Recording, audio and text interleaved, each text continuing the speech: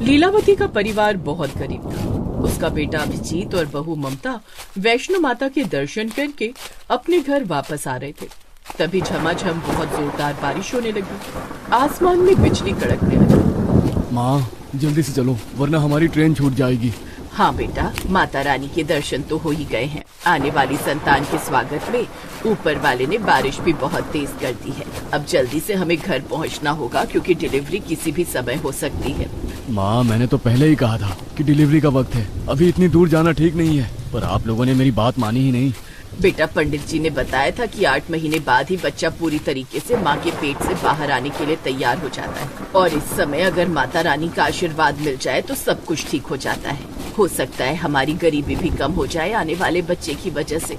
तो इस तरह से बातें करते करते वो लोग स्टेशन पहुँच गए।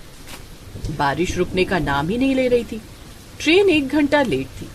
इसी वजह से उन लोगों ने 1 घंटा स्टेशन पर ही बिताया। 1 घंटे बाद ट्रेन आ गई। अम्मा जी, सामान उठाना है क्या? अरे नहीं भाई साहब, जब अपनी जिंदगी का भार हम लोग उठा रहे हैं तो ये सामान क्या चीज है। हमारी गरीबी से तो हल्का ही है ये सामान। वाह भाई साहब वाह, कितनी गहरी बात कर डाली आपने। खैर, अभिजीत ने सारा सामान उठाया और ट्रेन में बैठ गए। ट्रेन चलने लगी। काफी घंटे का सफर करने के बाद भी बारिश बंद नहीं हुई। माँ, मुझे लगता है कि हमें बारिश में ही अपने घर तक पहुँचना पड़ेगा। आसमान देखो कितना काला है। उन लोगों को बारिश में यात्रा करने में बहुत अच्छा लग रहा था, लेकिन उन्हें नहीं पता था कि रास्ते में उनके साथ कितनी ढेर सारी कठिनाइयां आने वाली हैं। तभी ट्रेन अचानक रास्ते में रुक गई। आरपीएफ वाले उनकी बोगी में आ गए। आप लोग इस बोगी से बाहर निकल जाइए। आगे थोड़ी दूर पर एक बहुत बड़ा ट्रेन हादसा हो गया है, जिस वजह से ये ट्रेन यहीं पर रोकी जा रही है। आप लोग यहीं आसपास होटल में रुक जाइए। अरे ऐसे कैसे भाई साहब, हमने पूरा टिकट लिया है, यात्रा तो पूरी कराइए। अरे बहन जी, अगर हम लोग ट्रेन चला देंगे और आगे कहीं हमारी ट्रेन का भी एक्सीडेंट हो गया इतनी तेज बारिश में तो क्या होगा? और क्या आप चाहती हैं कि इस ट्रेन में बैठे सभी लोगों की जान चली जाए? अरे माँ, भाई साहब बिल्कुल सही कह रहे हैं, कभी भी कोई बड़ा हादसा हो सकता है। सभी यात्री उस बोगी से बाहर निकलने लगे, लेकिन तभी अचानक ममता का पेट दर्द शुरू हो गया। माँ जी, मुझे लगता है कि वक्त आ गया है। बहुत जोर से पेट में दर्द हो रहा है। माँ जी कुछ कीजिए। बेटा, इस बोगी के अंदर तो ये लोग हमें रुकने नहीं देंगे। चल बाहर कोई जगह देखते हैं। वो लोग ममता को लेकर ट्रेन के बाहर निकल आए। माँ, अब क्या किया जाए? हमारे पास इतने पैसे भी नहीं बचे हैं कि किसी अस्पताल ले चले या फिर कोई होटल ले सके। सारे पैसे तो खत्म हो गए। तभी अचानक अभिजीत की नजर रेल की पटरी पर कहीं दूर पर पड़ी, जहाँ पर किसी बहुत पुरानी ट्रेन की बोगी खड़ी हुई दिख रही थी। कुछ लोग उसी डिब्बे के अंदर घुस रहे थे। माँ, वो देखो, सब लोग उस पुरानी बंद पड़ी बोगी में घुस रहे हैं। इस बारिश में हम गरीब लोगों के लिए इससे अच्छी रुकने की जगह कोई नहीं हो सकती है। चलिए जल्दी चलते हैं, फिर आगे सोचते हैं क्या करना है। कम से कम सबसे पहले बारिश से तो बच जाए। बाजी, अब मुझसे दर्द बर्दाश्त नहीं होता बाजी।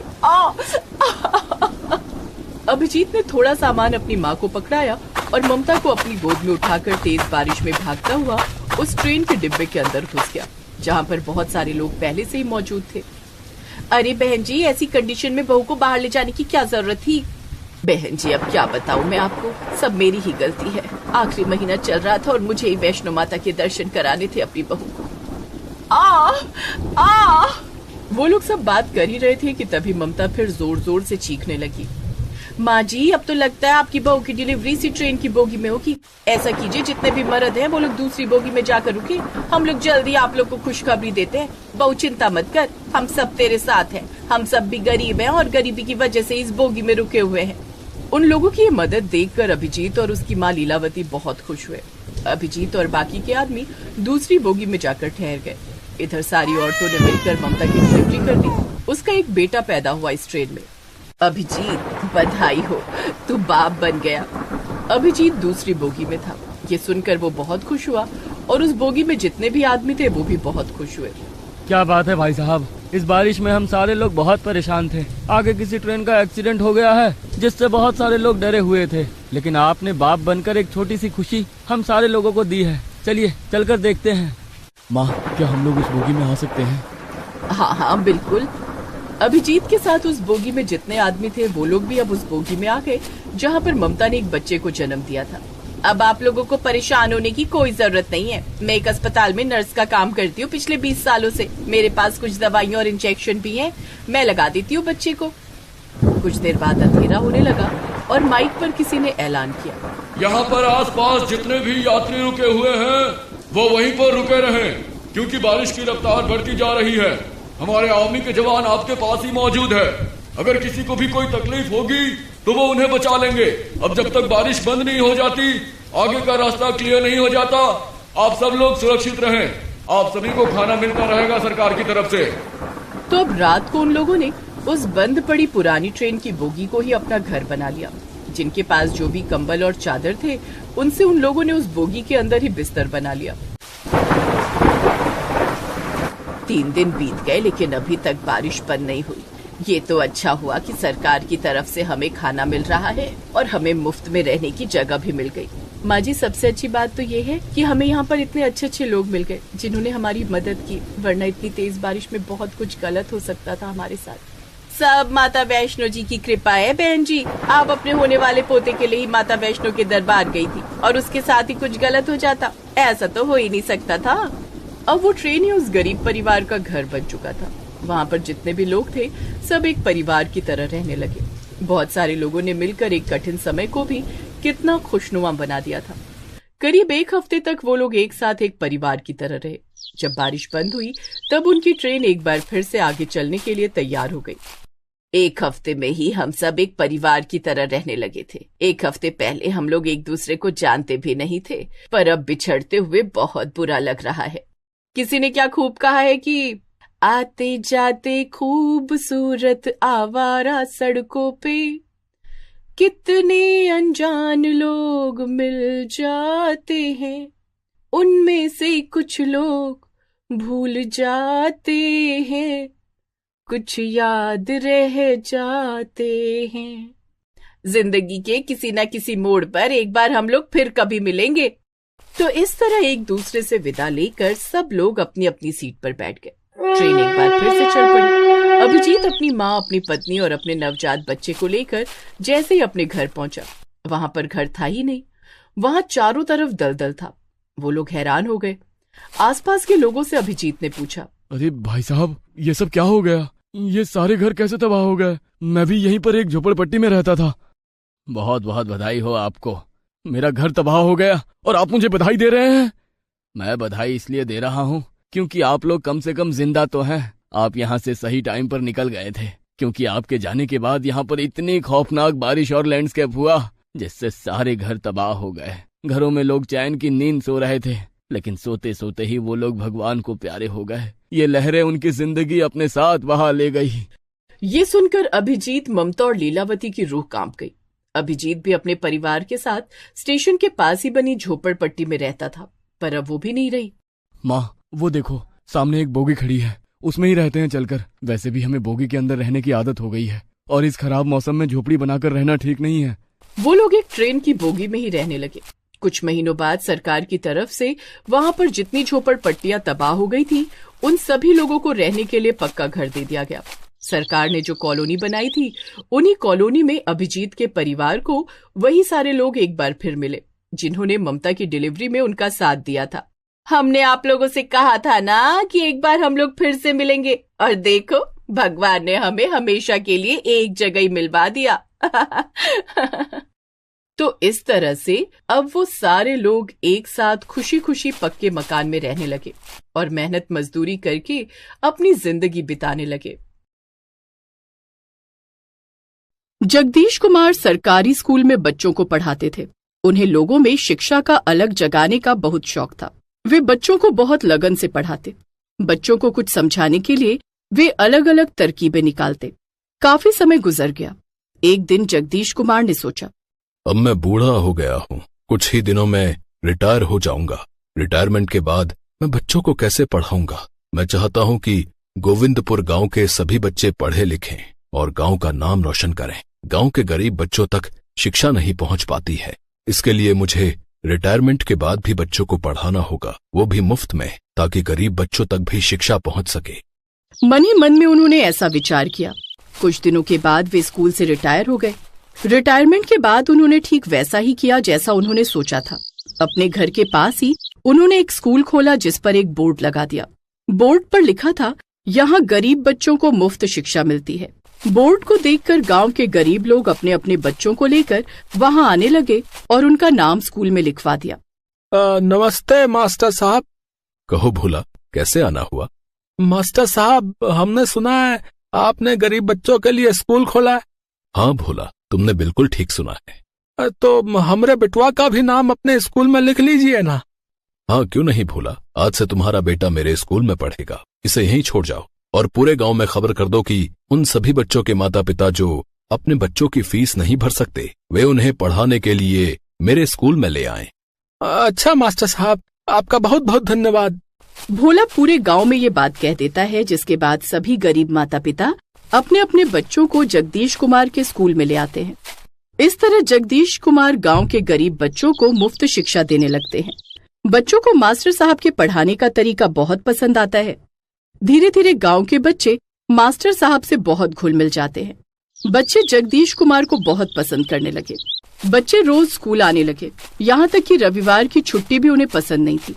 एक बार की बात है, बच्चे स्कूल पहुँचे।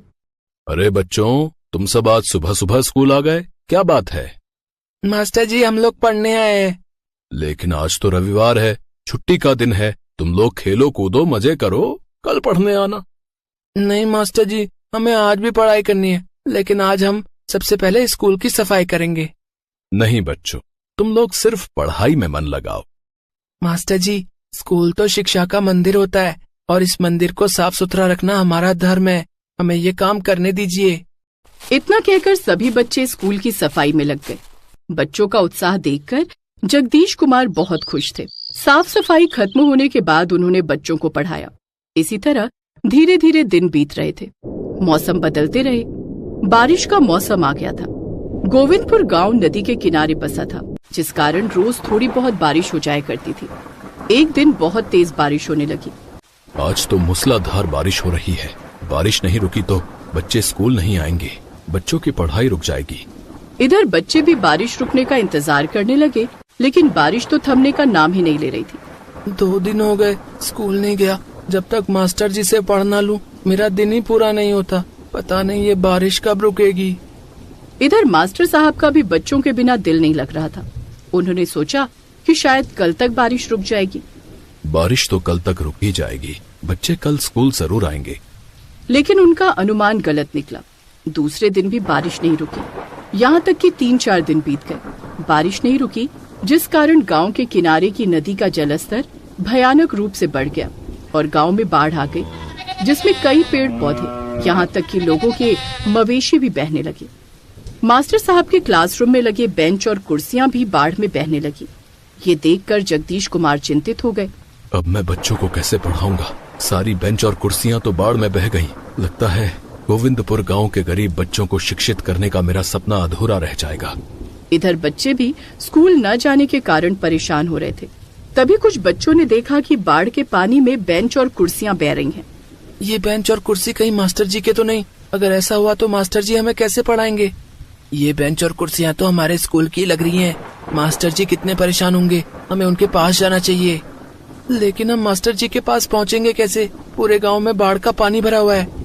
रोज नदी में तैरते हो, आज बाढ़ के पानी में तैर लोगे तो मास्टर जी के पास पहुंच पाओगे। चलो हम सब तैर कर मास्टर जी के पास चलते हैं। हाँ, चलो। सभी बच्चे बाढ़ के पानी में तैरने लगते हैं। तैरते तैरते वे मास्टर जी के घर के पास पहुंचने ही वाले होते हैं कि वे देखते हैं कि बाढ़ के पानी में ढेर सारे टमाटर तैर रहे थे। वो देखो, लगता है किसी किसान की टमाटर की फसल बाढ़ में बह गई है।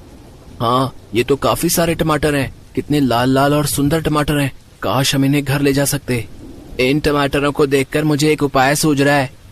कैसा उपाय? हम इन्हें अपने घर न ले जाकर मास्टर जी के घर ले चलते हैं। लेकिन मास्टर जी इतने सारे टमाटरों को क्या करेंगे? मास्टर जी के स्कूल के लिए हम सब मिलकर इन टमाटरों से बेंच और कुर्सियां बना सकते हैं। टमाटर की बेंच और कुर्सियां? हाँ, लेकिन हम इतने सारे टमाटर लेकर मास्टर जी के घर तक कैसे पहुंचेंगे? अपनी अपनी शर्ट उतारो और उसमें टमाटर रखते चलो। ठीक है। सभी बच्चों ने ठीक वैसा ही किया। अपनी अपनी शर्ट उतारी और उसमें बाढ़ में बहते हुए टमाटर इकट्ठा करने लगे। सभी बच्चों ने सारे टमाटर अपने अपने कपड़ों में बांध लिए और तैरते हुए मास्टर जी के पास पहुँचे। बच्चों को इस हालत में अपने पास आया देखकर जगदीश कुमार की आंखें नम हो गईं। बच्चों का उनके प्रति प्यार देखकर वे भावुक हो गए। उन्होंने बच्चों से कहा, बच्चों, तुम लोग बाढ़ में भी मेरे घर आ गए। हाँ मास्टर जी, हम सब तैर कर आए हैं। लेकिन मैं तुम लोगों को नहीं पढ़ा सकता। क्यों मास्टर जी? क्योंकि बाढ़ में सारी बेंच और कुर्सियां बह गई हैं। तो क्या हुआ मास्टर जी, हम नई बेंच और कुर्सियां बना देंगे। लेकिन तुम लोग नई बेंच और कुर्सियां कैसे बनाओगे? इस बारिश में तुम्हें लकड़ियां कहाँ मिलेंगी? मास्टर जी, हम नई बेंच और कुर्सियां टमाटर से बनाएंगे। टमाटर से बेंच और कुर्सियां कैसे बनेंगी? ये कैसे हो सकता है? इतने सारे टमाटर आएंगे कहाँ से? तभी सभी बच्चों ने अपने अपने कपड़ों के गट्ठर खोले और जगदीश कुमार के सामने टमाटर का ढेर लगा दिया। ये तो बहुत सारे टमाटर हैं। ये तुम लोगों को कहाँ मिले? मास्टर जी, ये टमाटर बाढ़ के पानी में बह रहे थे। हमने इन्हें अपने कपड़ों में इकट्ठा कर लिया। हम इन टमाटरों से बेंच और कुर्सी बनाएंगे, जिस पर आप और हम लोग बैठकर पढ़ सकेंगे और आप हमें पढ़ा सकेंगे। लेकिन इस काम में वक्त लग सकता है। तुम लोग अपने अपने माता पिता को बताकर तो आए हो ना, नहीं तो उन्हें तुम लोगों की चिंता होगी।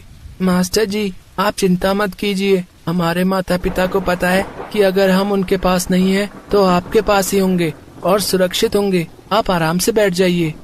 जगदीश कुमार बैठ जाते हैं और सभी बच्चे काम शुरू करते हैं। वे बच्चों को काम करते हुए देखने लगे। इस काम में 2 दिन लग जाते हैं।